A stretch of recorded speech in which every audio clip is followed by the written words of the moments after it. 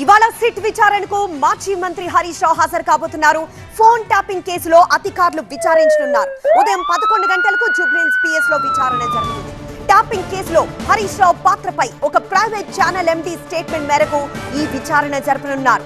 మరి కాసేపట్లో తెలంగాణ భవన్ కి చేరుకోబోతున్నారు హరీష్ రావు. అక్కడి నుంచి విచారణకు బయలుదేరనున్నారు. కేసుకు సంబంధించి విచారణలో భాగంగా హరీష్ రావుకు నోటీసులు ఇచ్చారు జూబ్లీహిల్స్ ఏసీపీ. ఇవాళ ఉదయం 11 గంటలకు జూబ్లీహిల్స్ ఏసీపీ కార్యాలయానికి రావాలని నోటీసులో పేర్కొన్నారు. ఫోన్ ట్యాపింగ్ వ్యవహారంలో 2024 మార్చి 10న పంజాగుట్టలో కేసు నమోదైంది. హరీష్ రావుకు సిఆర్పిసి 160 కింద నోటీస్ ఇచ్చింది సిట్.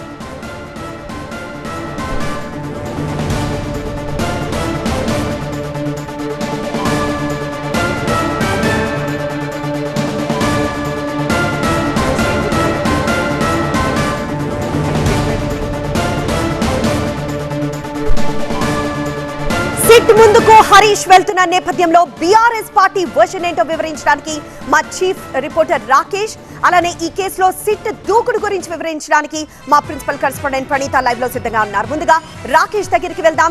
రాకేష్, ప్రస్తుతం బీఆర్ఎస్ వర్షన్ ఏంటి? బీఆర్ఎస్ ఇప్పుడు హరీష్ రావు పై సంధించనున్న ప్రశ్నలకి హరీష్ రావు ఎలాంటి సమాధానాలు ఇవ్వబోతున్నారు?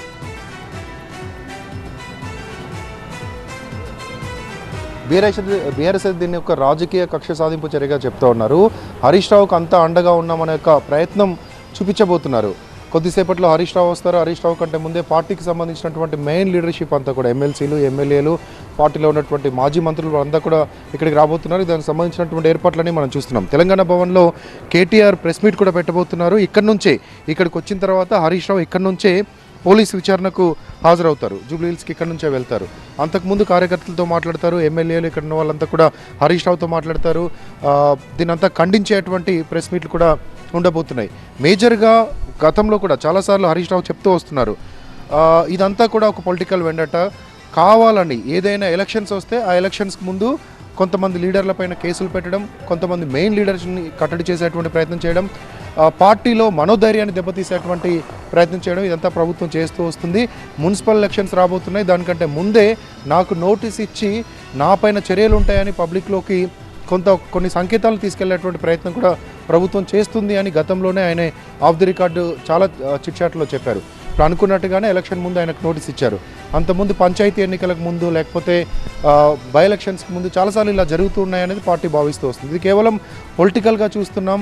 ఇక ఫోన్ ట్యాపింగ్ అనేది కామన్గా ప్రభుత్వాలు వేరువేరు అవసరాల కోసం పోలీస్ డిపార్ట్మెంట్ చేసేటువంటి ఒక ప్రక్రియ. ఆ ప్రొసీజర్లో ఎక్కడ ముఖ్యమంత్రికి కానీ, మంత్రులకు కానీ, ఇతర రాజకీయ నేతలకు కానీ ఎక్కడా సంబంధం ఉండదు. ఈ పర్టికులర్ ఫోన్ ట్యాప్ చేయమని ఏ రాజకీయ నేత కూడా, ఏ అధికారంలో ఉన్నటువంటి ఏ లీడర్ కూడా చెప్పేటువంటి అవకాశం ఉంటుంది. ఏ ప్రజాప్రతినిధి కూడా చెప్పేటువంటి అవకాశం ఉండదు. పోలీసులు శాంతి భద్రతల సమస్యలను కాపాడుకోవడానికి, లేకపోతే ఇంటర్నల్గా ఉండేటువంటి అంతర్గత భద్రతను కాపాడుకోవడానికి, టెర్రరిస్ట్ యాక్టివిటీస్ని కంట్రోల్ చేయడానికి, మావోయిస్ట్ యాక్టివిటీస్ పైన కన్నేయడానికి, క్రిమినల్స్ మీద కొంత నిఘా పెట్టడానికి వీటన్నిటిని వాడతారు.